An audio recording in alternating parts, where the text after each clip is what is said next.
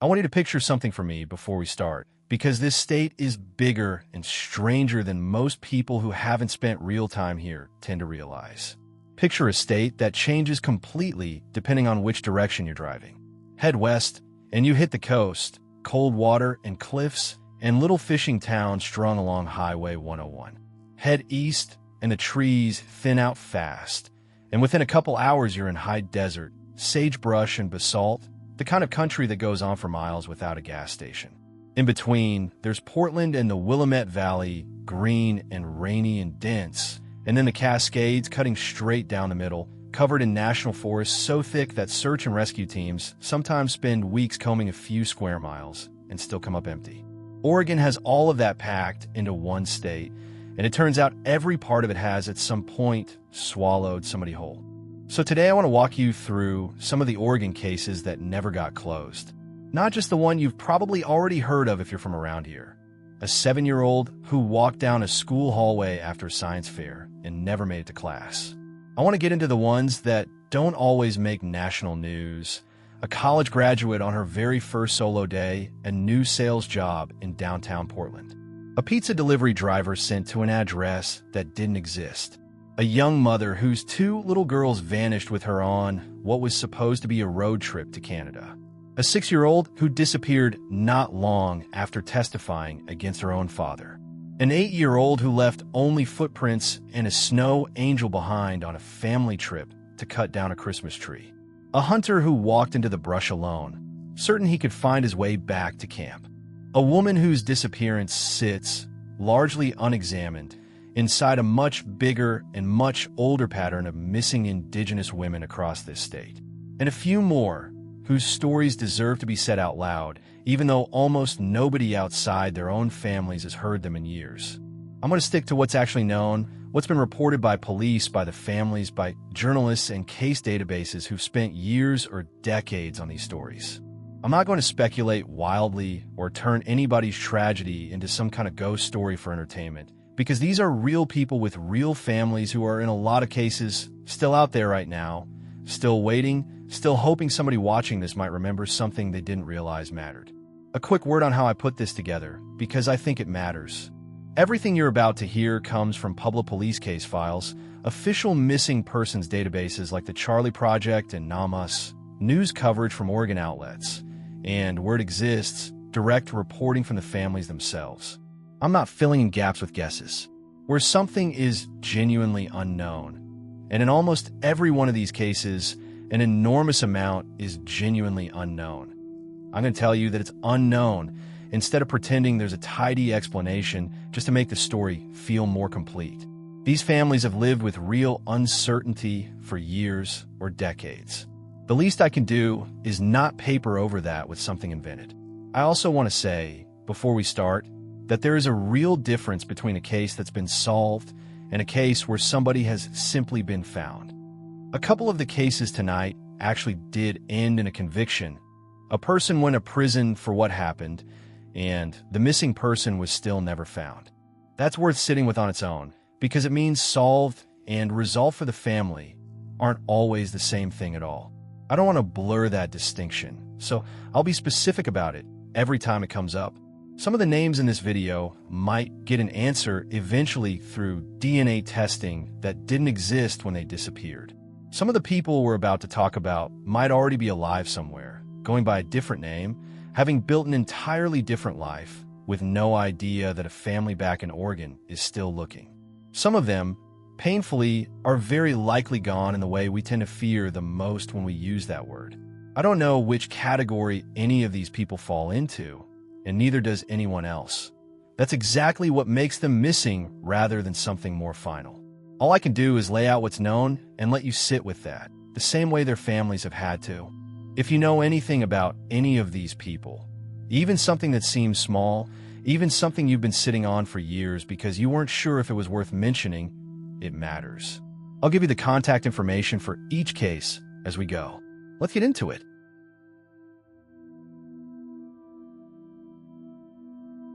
Case 1. Kyron Horman, Portland, 2010. I want to start with the case most people in Oregon already know at least a little bit about, because it's the one that changed how this state handles missing children, and it's still, 16 years later, completely unsolved. Kyron Richard Horman was 7 years old, a second grader at Skyline School in the hills of northwest Portland. On the morning of June 4, 2010, his stepmother, Terry Horman, dropped him off at school for the day's big event, a science fair.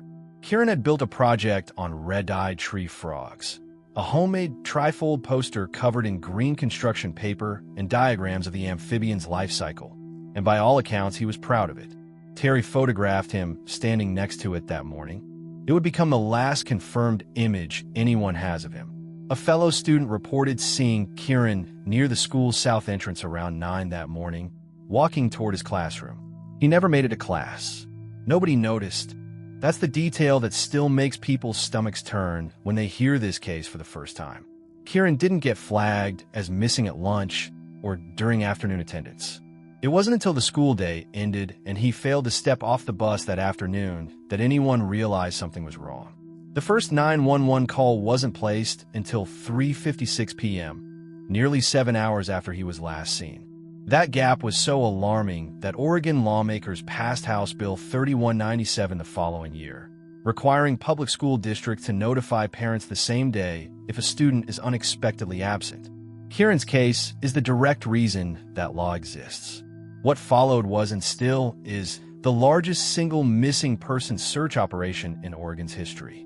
The East County Major Crimes Team, the FBI, the National Center for Missing and Exploited Children, and officers from sheriff's departments and police agencies across the state all converged on the search. They combed the forested hills around Skyline School, drained and searched a pond nearby, checked storm drains, searched vehicles, went door to door through the surrounding rural neighborhood. Nothing. The scale of that initial search is hard to overstate. Skyline School sits in a rural, heavily wooded part of northwest Portland, surrounded by acreage that isn't the kind of dense city block you can canvass in an afternoon. Search teams worked the surrounding hills for days, using dogs, helicopters, and hundreds of volunteers moving in coordinated grid patterns through brush and forest. For a 7-year-old boy who, by every account, simply walked out a school hallway on an ordinary Friday morning, that kind of search coming up completely empty was, and remains, deeply unsettling to the people who worked it. 10 days in, investigators announced they were treating it as a criminal investigation rather than a simple missing child case. That same July, a landscaper Terry Horman had previously hired walked into a police station and told investigators that roughly 6 months before Kyron disappeared, she had offered him money to kill her husband, Kane, Kyron's father. That allegation, on its own, never resulted in charges either, but it became one of the central reasons investigators shifted their focus toward Terry as a person of interest rather than continuing to treat the case as a stranger abduction. Terry Horman has never been charged with anything connected to Kyron's disappearance. She has always denied any involvement. Kyron's biological mother, Desiree Young, sued her in civil court within 2 years of the disappearance, trying to hold her accountable through whatever legal avenue was available, but eventually dropped that case under pressure from investigators who were worried it might complicate the criminal side of things. Terry Horman has since remarried and now goes by Terry Vasquez. Through her attorney, she has continued to decline public comment on the case. No charges have ever been filed against anyone in connection with Kyron's disappearance. There is a $50,000 reward standing for information leading to a resolution. In 2023, Desiree Young met again with the Multnomah County Sheriff's Office and the FBI specifically to look at the case with fresh eyes. Ahead of the 15th anniversary in 2025, both the Multnomah County District Attorney's Office and the Sheriff's Office announced a renewed, aggressive review of the entire investigation, digitizing thousands of pages of old reports, photos, and evidence in the hope that modern forensic tools might pull something out of material that's been sitting untouched for over a decade. Kyron would have graduated high school around 2021. Desiree Young has said, on more than one anniversary now, that she never thought she'd still be standing in front of cameras this many years later, still asking the same question. What strikes me most about this case, even compared to the others in tonight's video, is how public it stayed. Most disappearances fade from the news within a year or two, kept alive mainly by the family and a handful of dedicated volunteers. Kyron's case has had sustained institutional attention for a decade and a half. Reward money, repeated law enforcement reviews, a state law passed specifically because of what happened to him. And even with all of that, even with the largest search operation in state history behind it, there is still, after 16 years, no arrest, no body, and no confirmed answer. That gap between how much attention a case gets and how much closer that attention actually brings a family to the truth is one of the more sobering threads running through this entire video. If you have any information about Kyron Horman's disappearance from Skyline School on June 4th, 2010, the Multnomah County Sheriff's Office tip line is 503-988-0560, where you can email MCSO tipline at mcso.us. Before we continue tonight's journey, if you enjoy respectful true crime, mysterious disappearances, and fascinating stories told in a calm, relaxing way, I'd love to invite you to subscribe so you don't miss future episodes in the series. Your support helps this channel continue exploring the stories behind the places we call home. Now, let's continue.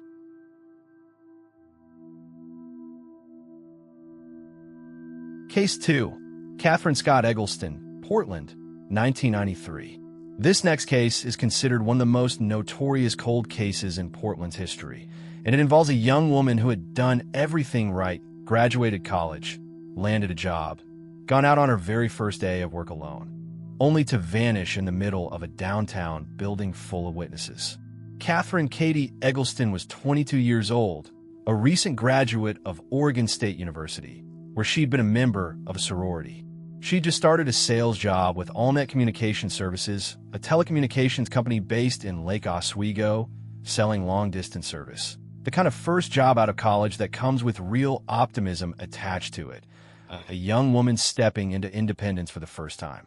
August 2nd, 1993 was her first day making calls on her own, without a trainer alongside her. That morning, she attended a business meeting in Portland, and afterward she had several sales appointments lined up around the city. She was last seen around 2:15 p.m. inside the old Port of Portland building at 700 Northeast Multnomah Street, standing in the lobby, making phone calls. Several witnesses saw her there. One of her scheduled clients told investigators he watched her step out of an elevator, in the company of a man nobody has ever been able to identify. Witnesses who saw her in the lobby said she appeared nervous. The unidentified man was described as having dark hair and a dark complexion, wearing a dark blazer. Katheryne Eggleston has never been heard from again. Her passport was never located either, which investigators found strange, since there was no indication she had any reason or plan to travel internationally. Her car was found the following morning, unlocked, in an industrial parking lot 9 miles away. Her purse and most of her other belongings were still inside it, untouched. She wasn't the kind of person who vanished on impulse. She had no history of mental illness or running away, and she was close with her parents, her 3 sisters, and a handful of nieces and nephews. Investigators do not believe she left of her own accord. Foul play is suspected, and the case remains unsolved. For a stretch of the original investigation, Portland detectives actually focused heavily on a completely different angle. Katheryne's older sister was facing an upcoming court sentencing for tax evasion at the time Katheryne disappeared, and investigators theorized she may have fled intentionally to avoid being called to testify against her own sister. Her family has repeatedly and firmly denied any connection between the two situations. Whether that theory ever had real substance behind it or simply consumed investigative time that might have gone elsewhere, it's impossible to say now. But it's a reminder of how many different directions a single disappearance can pull an investigation in, and how much can ride on which direction turns out to be the right one. Detectives only have so many hours in a day and so many leads they can chase simultaneously, and a theory that eventually goes nowhere still costs real time that can't be gotten back once a case has gone cold. What's kept this case in the public on more than most, though, is a possible connection that surfaced years later. In September 2009, he pleaded guilty to the kidnapping, rape, and murder of Brooke Wilberger, a 19-year-old college sophomore who disappeared from Corvallis, Oregon in 2004. Courtney led investigators to Wilberger's body as part of that plea agreement, giving her family something that almost none of the other families in this video have ever received: a confirmed location, a resolution, a place to grieve. He has an extensive criminal history stretching back decades, along with documented substance abuse issues and possible mental illness. And he's known to have spent time in Alaska, Florida, Arizona, Mexico, and New Mexico in addition to Oregon over the years. Investigators believe he may have harmed other women. Eggleston, notably, shares a lot in common with Wilberger on paper. Both women had blonde hair and blue eyes. Both were close in age, and both disappeared in Oregon under circumstances that have never been fully explained. Investigators have named Eggleston as a possible, though entirely unconfirmed, victim of Courtney's. It needs to be said plainly: there is no solid evidence tying Courtney to Eggleston's case specifically. It's a theory built on similarity, not proof. Eggleston's disappearance was profiled at length in a 2012 nonfiction book called The Last Time We Saw Her, which examined her case alongside Wilberger's and several other unsolved Oregon disappearances. More than 30 years later, Katheryne Eggleston's family is still waiting for an answer neither theory nor time has been able to provide. There's something particularly frustrating about this case for anyone who's read through it closely, because of how many people were actually present for the last confirmed moments of her life. This wasn't a woman who vanished alone on an empty road. She was standing in the lobby of an occupied office building in the middle of a workday, making phone calls where multiple people could see and hear her. A client watched her step out of an elevator with a man he'd never seen before. And still, 30-plus years later, nobody has ever been able to identify that man, track down where the two of them went after that elevator, or explain how a woman surrounded by potential witnesses on a busy Monday afternoon in downtown Portland could disappear so completely and so permanently. It's the kind of case that should, on paper, have been easier to crack than most. Plenty of witnesses, a specific time frame, a specific building, and yet it sat unsolved for longer than most of the people reading about it today have been alive. If you have any information about her disappearance from downtown Portland on August 2nd, 1993, or about the unidentified man she was seen with, that case remains open.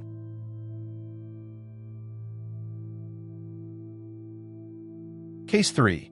Sherry Melissa Eyerly, Salem, 1982.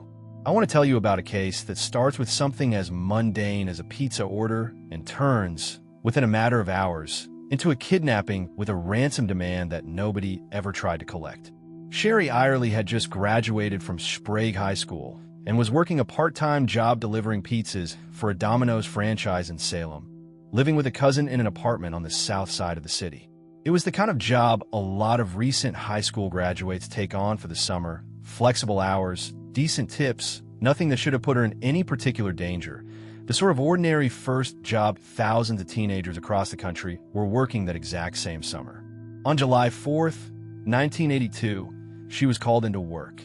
At 9:30 that night, she left to deliver a pizza to an address on Riverhaven Drive South, near Brown Island Road, a remote area of Salem, the kind of stretch where houses sit spaced apart and streetlights are few and far between.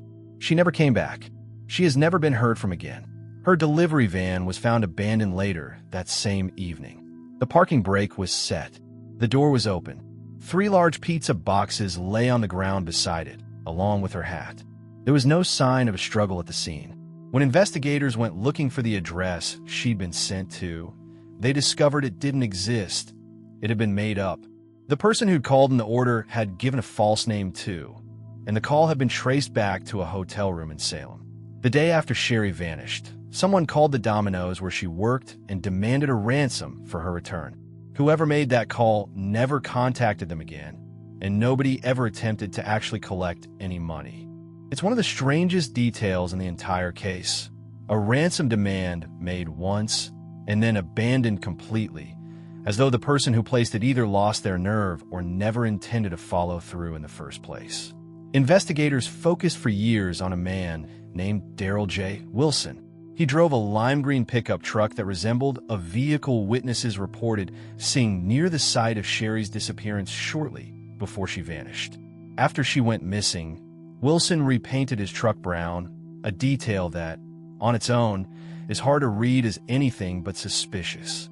He initially denied even knowing Sherry, then later admitted the two were acquainted. He'd told people he was camping at Elkhorn Lake, about 34 miles east of Salem, on the night she disappeared, but investigators were never able to confirm that alibi. A month after Sherry vanished, just hours after police had questioned him about the case, Darrell Wilson took his own life. Authorities searched his vehicle for physical evidence connecting him to her disappearance and found nothing conclusive, and later developments led police to believe he ultimately wasn't involved after all. In December 2007, 25 years after Sherry disappeared, a man named William Scott Smith pleaded guilty to her murder. Her remains, however, have never been recovered. That means Sherry Eyerly's case occupies an unusual, painful category, one where somebody has actually been convicted, where there's a legal answer to the question of who is responsible, and where the most basic thing her family still doesn't have is her. It's worth sitting for a moment on how long that gap was. 25 years between Sherry's disappearance and any conviction at all. For a quarter century, her family lived with an active, unsolved kidnapping, a ransom call nobody ever followed up on, and a prime suspect who killed himself before investigators could fully clear or convict him. Then, finally, an answer arrived in the form of a guilty plea from an entirely different man. That's the kind of resolution that closes a case file without actually closing anything for the people who loved her, a name attached to a crime, and still, decades later, no place to bring flowers. If you have any information that might help locate Sherry Eyerly's remains, contact the Salem Police Department or Oregon State Police.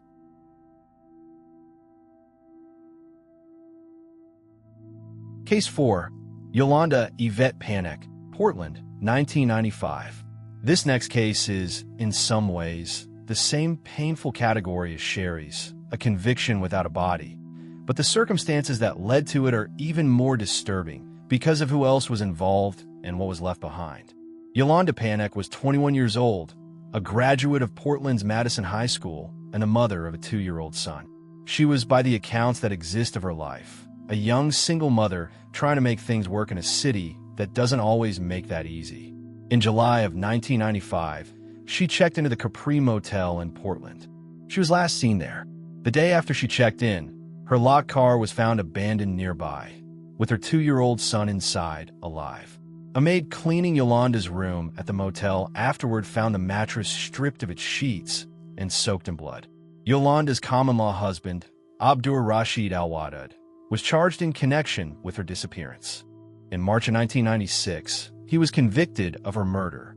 Yolanda Panek's body, though, has never been found, and her whereabouts remain officially unknown to this day, meaning that even with a conviction on the books, her case still appears on missing persons lists because there was never a body to recover, identify, or lay to rest. A nonprofit called the Yolanda Project was later founded in Portland in her memory, focused on supporting other victims and families affected by domestic violence and intimate partner homicide, a direct response to what happened to her.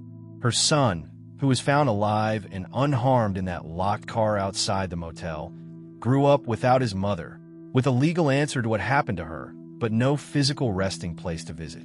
There's a particular cruelty built into this specific case that's worth naming directly.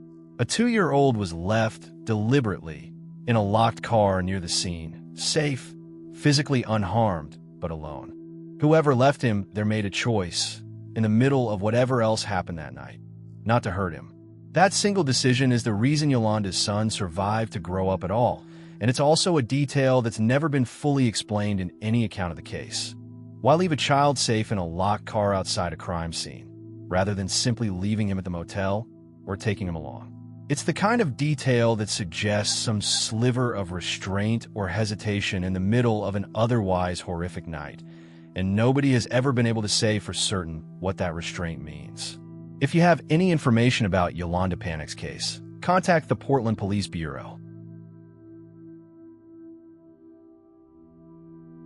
Case 5. Shayna Kirkpatrick and Shausha Henson, Portland, 2001. This next case is, without question, the hardest one in this entire video, because it involves two little girls and because the adults responsible for what happened to them are already dead, which means nobody has ever been able to ask them a single question. Shayna Ashley Kirkpatrick was 3 years old. Her baby sister, Shausha Latine Henson, was 2 months old. Their mother, Kimyala Henson, lived with them in Portland, Oregon, doing what most young mothers with 2 small kids do, managing a routine built around naps and bottles and keeping a toddler entertained.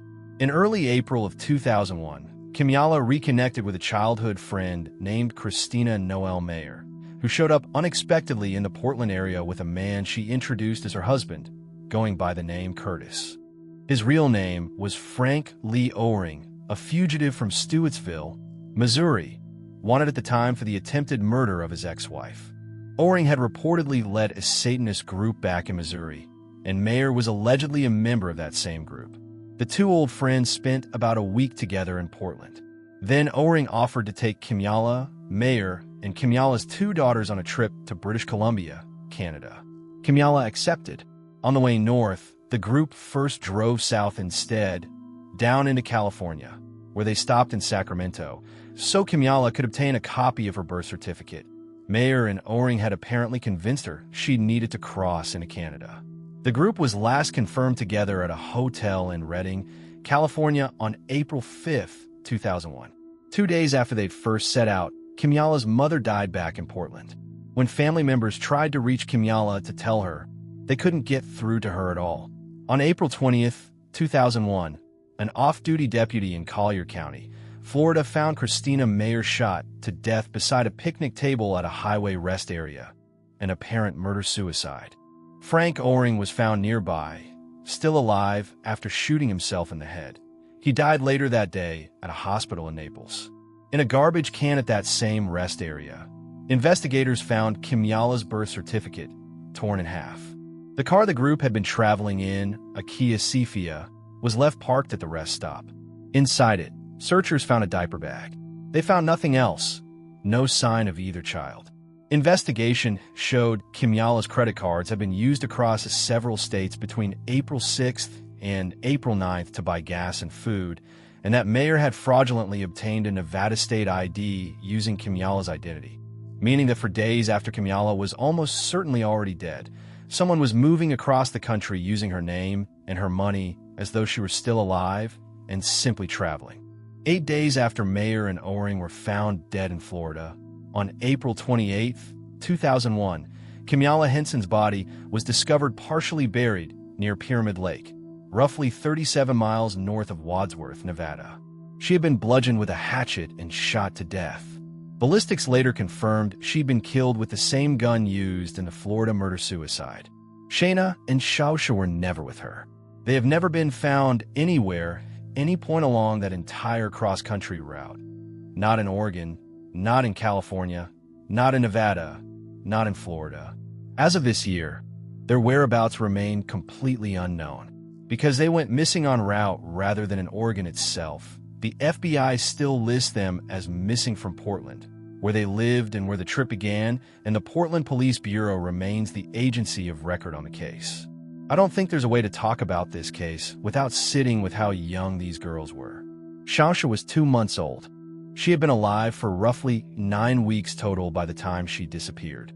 Whatever happened to her and her sister somewhere along a road trip taken with 2 people who are no longer alive to explain any of it, it's one of the very few cases in this entire video where the people most likely to know the truth are both already dead and took it with them. Investigators have had to reconstruct almost everything about this case after the fact, working backward from credit card receipts and fraudulent identification documents rather than from any direct account of what actually happened to the 2 girls.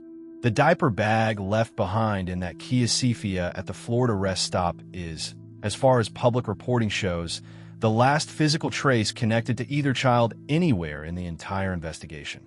Everything after that point, whether Oring and Mayer left the girls somewhere along the route, whether they were with the group in Nevada when Kimyala was killed, whether they ever made it out of California at all, is genuinely unknown, and will likely remain that way unless new evidence surfaces from somewhere along that 1,000-mile route between Oregon and Florida.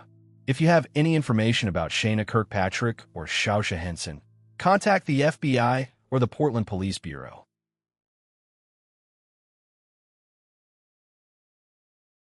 Case 6. Christy Lynn Farney, Medford, 1978. I want to tell you about a case that's now the oldest unsolved missing child case in Jackson County, and one where the circumstances leading up to the disappearance are, on their own, already devastating before you even get to the disappearance itself. Christy Farney was 6 years old, born in Los Angeles, living in Medford, Oregon by the time she disappeared. Shortly before she went missing, Christy had testified before a grand jury regarding abuse allegations against her own biological father, a legal process that would be difficult and traumatic for an adult to go through, let alone a child that young, put in a room to describe what had happened to her in front of people she'd never met. On December 14, 1978, not long after that testimony, Christy vanished. She has never been heard from again. For years, her case sat as a painful, unresolved mystery specific to Jackson County, a child who'd already been through something no 6-year-old should have to go through, disappearing in the direct aftermath of speaking up about it in front of a room full of strangers. Then, in 1983, investigators looking into the crimes of Henry Lee Lucas, a man who confessed to an enormous, later largely discredited number of murders across the country during the early 1980s, found his name connected to Christy's case. His alleged involvement was never confirmed, and the connection has always sat uneasily alongside everything else known about her disappearance. Lucas is broadly known today as someone who confessed to far more killings than he actually committed, which means any connection between him and Christy's disappearance has to be treated with real caution rather than taken as an answer.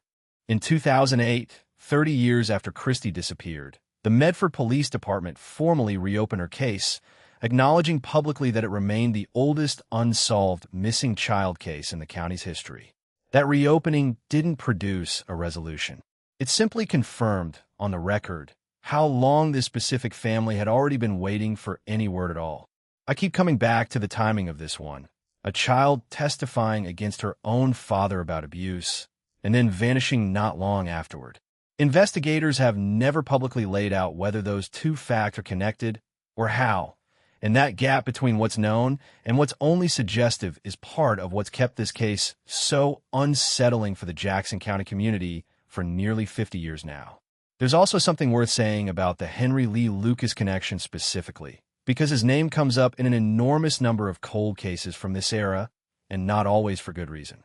Lucas confessed to hundreds of murders during the early 1980s, and law enforcement agencies across the country, eager to close cases, connected him to disappearances based on little more than his own claims. Years later, investigators determined that Lucas had fabricated many of those confessions, sometimes using details fed to him by the very detectives questioning him. That doesn't mean he had nothing to do with Christy's case. It means his name attached to a file from this period should be treated as one unverified thread amongst several, not as an answer, which is exactly the caution Christy's case has required from investigators ever since. If you have any information about Christy Lynn Farney, contact the Medford Police Department. If you're still with me tonight, thank you. A quick like lets YouTube know to share it with other true crime fans, and I'd love to hear in the comments where you're listening from or which state you'd like us to visit in a future episode.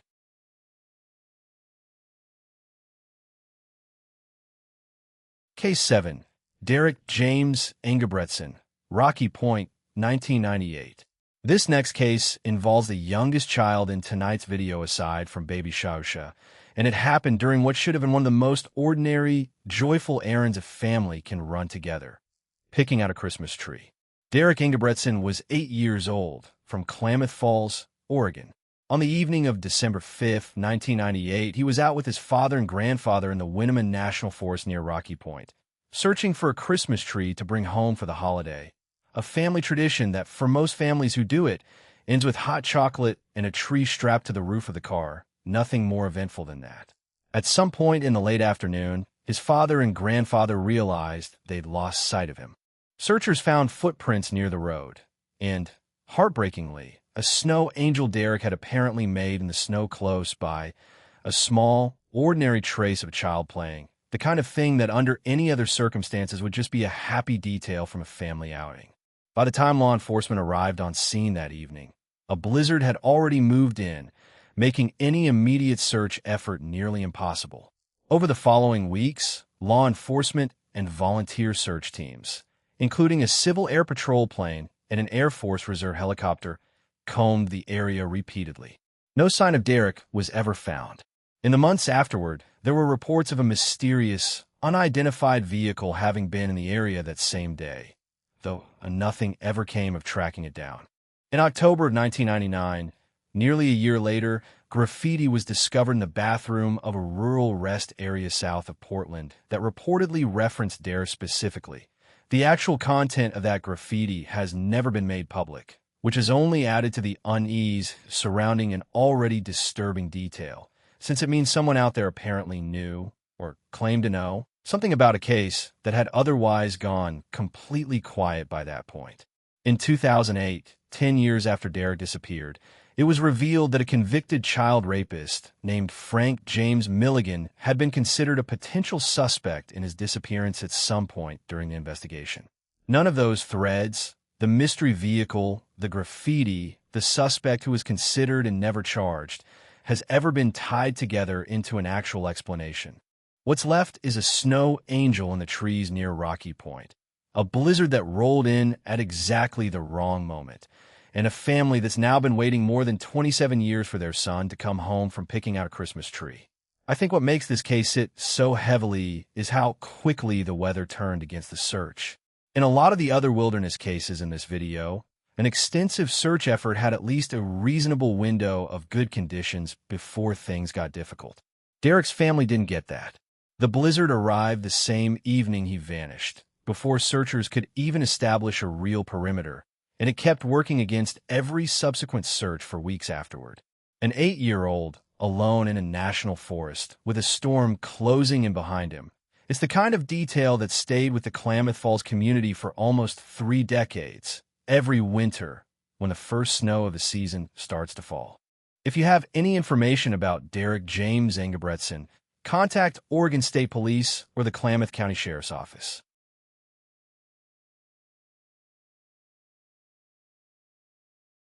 Case 8. Lisa Pearl Briceño, Portland, 1997. I want to shift now to a part of this conversation that doesn't get talked about nearly enough, which is the disproportionate number of Indigenous women who go missing in Oregon, and how often those cases have historically gotten less attention, fewer resources, and slower follow-up than they deserve. That gap is exactly why Oregon lawmakers passed House Bill 2625 in 2019, directing Oregon State Police to study how to improve the state's response to these cases specifically. Lisa Pearl Briceño was 27 years old, a citizen of the Confederated Tribes of Warm Springs, living with her boyfriend in the Portland area. By most accounts of her early life, she'd been close with extended family, essentially raised in part by an aunt and uncle who considered her practically a daughter. On August 20th or August 27th, 1997, sources give slightly different dates. She left with her boyfriend in a white 1983 BMW bearing the Oregon license plate U2L 625. The vehicle was later recovered. Lisa has never been heard from again. Very few additional details about her case have ever become public. Lisa's cousin, Merle Kirk, has spoken publicly more than once about what her disappearance did to their extended family. Merle described Lisa as practically a sister. She'd lived with Merle's parents until she graduated, sharing meals and holidays and the ordinary daily rhythm of growing up alongside cousins who felt more like siblings. Lisa's disappearance sits inside a family that has, heartbreakingly, been touched by this same kind of loss more than once. Merle's own sister, Mavis Kirk Greeley, died in 2009 after being struck by a vehicle her boyfriend was driving on the Warm Springs Reservation. He was never charged.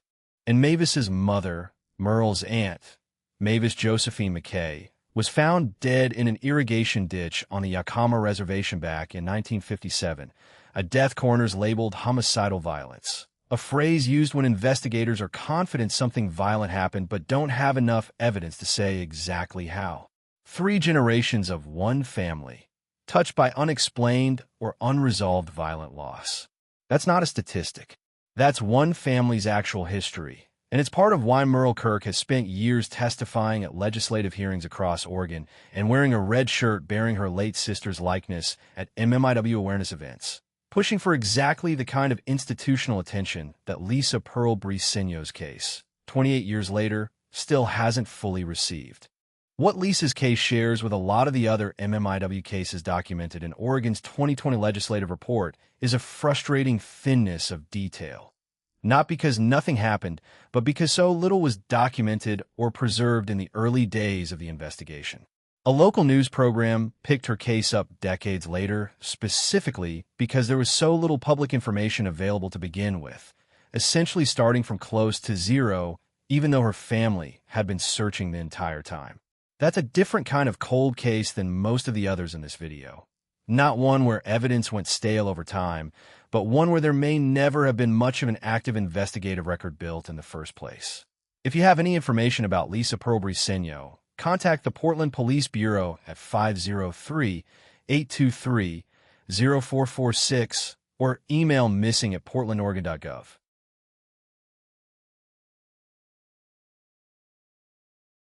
Case 9. Jeremy Ivan Childress, Tillamook County, 2004. I want to take you into the woods now, because Oregon doesn't just lose people from its cities and highways. It loses them in its forests too, on trips that thousands of people take every single hunting season without incident.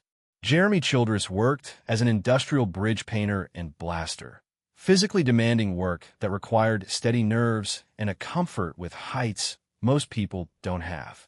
On October 17, 2004, he was on his annual elk hunting trip with a friend, Shane Louie, and Louie's young son, Shane Jr., in Tillamook County, in the Tillamook National Forest on Oregon's northern Coast Range. He was last seen at 4:30 that afternoon at the intersection of Tuka Creek Road and Boundary Road, carrying a rifle, his wallet, his car keys, half a pack of cigarettes, and possibly a pocket knife. The 3 of them had gotten turned around, trying to find their way back to camp. At some point, Jeremy told the others he thought he could find the camp on his own, and he walked off into the brush alone. The Louis eventually made it back to the rendezvous point. Jeremy never did. All of his overnight gear, the things he would have needed to actually stay out there safely, was left behind at camp, meaning he'd walked off expecting to be back within a short amount of time. He has never been heard from again. An extensive search of the area turned up no clues at all as to what happened to him. What makes cases like Jeremy so difficult is how ordinary the setup was right up until the moment it wasn't. Getting briefly turned around in dense coastal forest isn't unusual. It happens to experienced hunters every season. The decision to split off and try to find camp alone is the kind of call thousands of people have made and walked away from just fine. Something went wrong for Jeremy specifically in a stretch of national forest that's since been searched thoroughly, and more than 20 years later, there's still no answer for what that something was. What separates this case from a more typical hiker goes missing story is what Jeremy had on him when he walked off. He wasn't unprepared. He had a rifle, his wallet, his keys, cigarettes, likely a knife. He wasn't a novice caught off guard by conditions he didn't understand. He was an experienced outdoorsman making a calculated decision to try a shortcut back to camp rather than staying put and waiting for his companions. That's precisely why his disappearance unsettled the local hunting community as much as it did. If a well-equipped, experienced hunter carrying a firearm can walk into that forest and simply never come back out, it raises the uncomfortable possibility that whatever happened to him wasn't purely a matter of getting lost. If you have any information about Jeremy Ivan Childress, or if you've hunted or hiked that stretch of the Tillamook State Forest near Tuka Creek and Boundary Roads and ever come across anything unusual, contact the Tillamook County Sheriff's Office.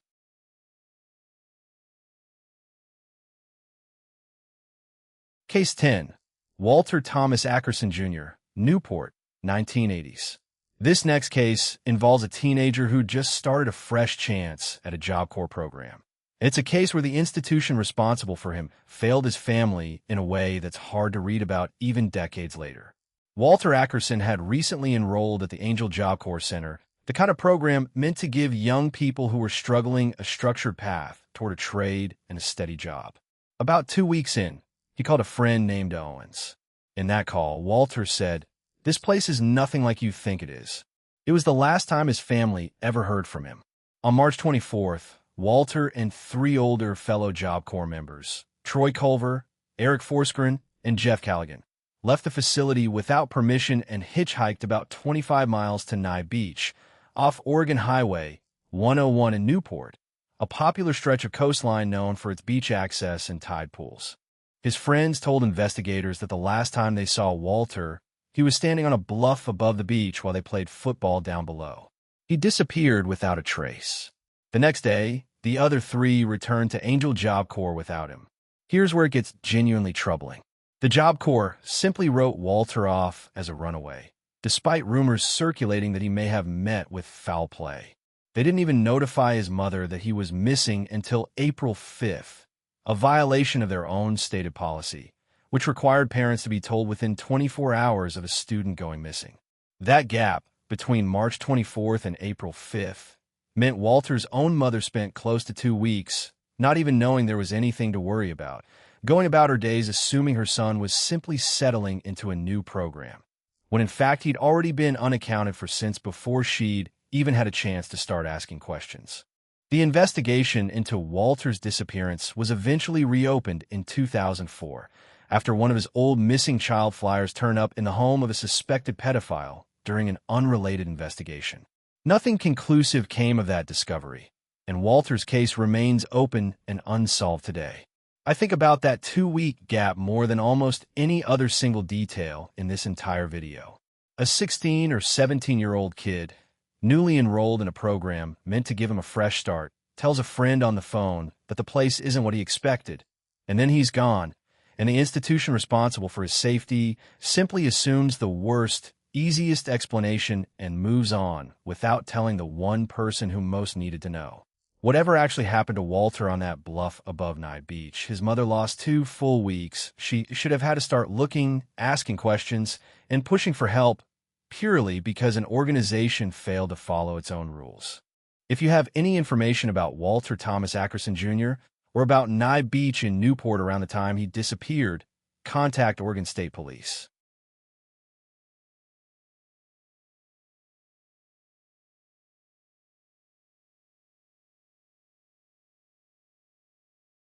Case 11. Barbara Joy Gallagher, Azalea, 1988. I want to end the individual cases with one where the man investigators believe was responsible is dead, having taken his own secrets, and quite possibly this one too with him. Barbara Gallagher coached the Roseburg swim team, worked for the Red Cross, and worked as a lifeguard, a young woman with her hands in a lot of different jobs, the kind of busy, community-oriented life that made her absence felt in more than one place at once. She was a student at Umpqua Community College, majoring in corporate physical fitness. She lived on Bull Run Road in Azalea, Oregon, a tiny community on Interstate 5, about 88 miles north of the California border, with her boyfriend, Robert Douglas Barr. Sometime between September and mid-October of 1988, Barbara vanished. She has never been heard from again. For over a decade, her case sat cold, with no clear suspect and no physical evidence to work from. Then, in 2001, more than a decade after Barbara disappeared, the body of a different woman, Robert Barr's wife, was found in the South Lake Tahoe area of California. Several weeks after that discovery, Barr shot himself to death. Investigators determined that the gun he used to end his own life was the same weapon that had been used to murder his wife, and they believe he was responsible for her death. Barr was described by people who knew him as a consummate liar with a documented history of violence. He was never charged in connection with Barbara Gallagher's disappearance. There simply wasn't enough evidence connecting him to her case specifically, even after his wife's murder came to light. But the timeline is hard to ignore. A violent man, living with Barbara at the time she vanished without a trace, who years later killed another woman he was involved with, and then killed himself rather than face the consequences. Barbara's case remains formally unsolved. Cases like hers highlight something uncomfortable about how these investigations sometimes work. The strongest evidence against a suspected offender often only surfaces after he's gone on to hurt someone else. Robert Barr lived for 13 years after Barbara disappeared, presumably going about an ordinary life, before whatever pattern he carried finally caught up to him in a way investigators could actually prove. That's 13 years where, if he really was responsible for what happened to Barbara, nobody knew enough to stop him, or even to formally accuse him. If you have any information about her disappearance from Azalea, Oregon sometime in the fall of 1988, contact Oregon State Police or the Douglas County Sheriff's Office.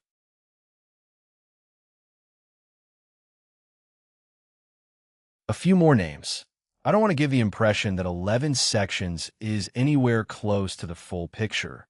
So before we move toward a close, I want to read a few more names into the record, even briefly, because every one of them deserves to be said somewhere out loud. Carmen Forsyth was 20 years old when she disappeared from Salem, Oregon in the summer of 2015. Her case remains open with Salem police. Tierney Leanne Kelly was 27 years old. Last seen in Eugene, Oregon on August 21st, 2025, recent enough that her case is still very much active, and her family is still in the earliest, hardest stretch of not knowing. Heather Leanne Cameron, a member of the Confederated Tribes of Grand Ronde, went missing in August of 2012. Her case has been complicated for years by the fact that her last known location was outside Redding, California, and disturbingly by the fact that she was initially misclassified as white in early reports, a documented pattern that Oregon's own 2019 legislative study found repeated across multiple cases involving missing indigenous people in this state. The U.S. Attorney's Office for the District of Oregon has documented several other missing indigenous people whose cases deserve mention even briefly. Avery Chester Charles, last seen in Malheur County on August 2nd, 1995. Jerome Clemens Charles, missing from Eugene since June of 1984, and Shaden Jones Hoisington, a member of the Confederated Tribes of Umatilla. Each of these cases sits in the same federal report, a document that exists specifically because for decades, nobody was reliably tracking how many indigenous people across this one state alone had simply never come home. That report also found that of 11 documented missing indigenous persons cases from Oregon it reviewed, 6 involved tribal members from Oregon's own federally recognized tribes: Warm Springs, Grand Ronde, Umatilla, and Klamath, while the rest involved people connected to tribes based in other states entirely. A reminder that this pattern doesn't respect state lines any more than the highways running through Oregon do. These are the kinds of cases that rarely get a documentary or a podcast season built around them on their own. They get a short entry on a cold case database, updated once every few years when a volunteer researcher or a family member adds a new detail, and a family that keeps hoping in something closer to silence than a public attention.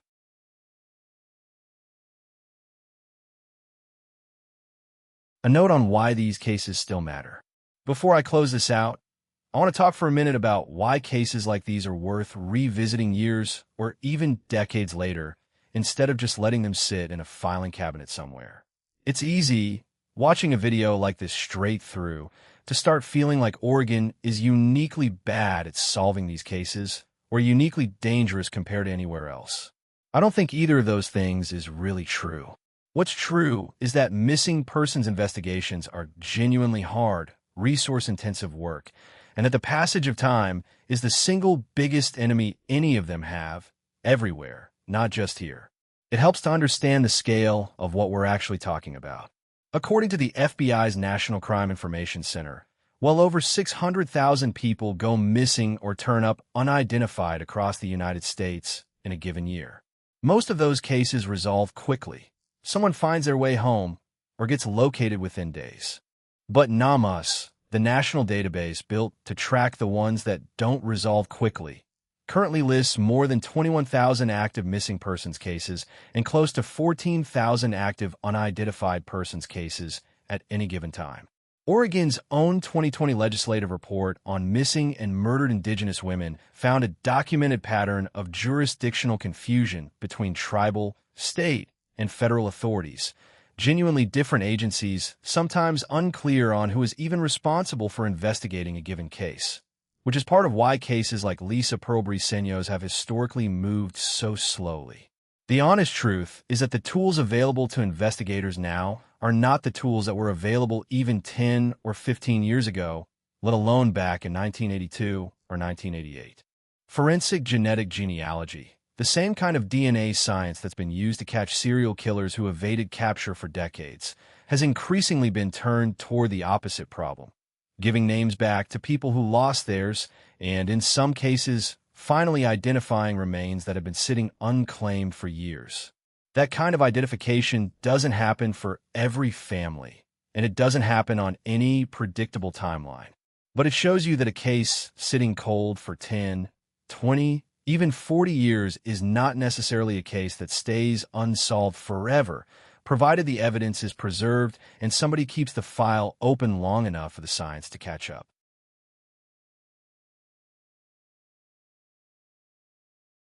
Closing. So that's roughly a dozen names spread across more than 40 years in every corner of this state.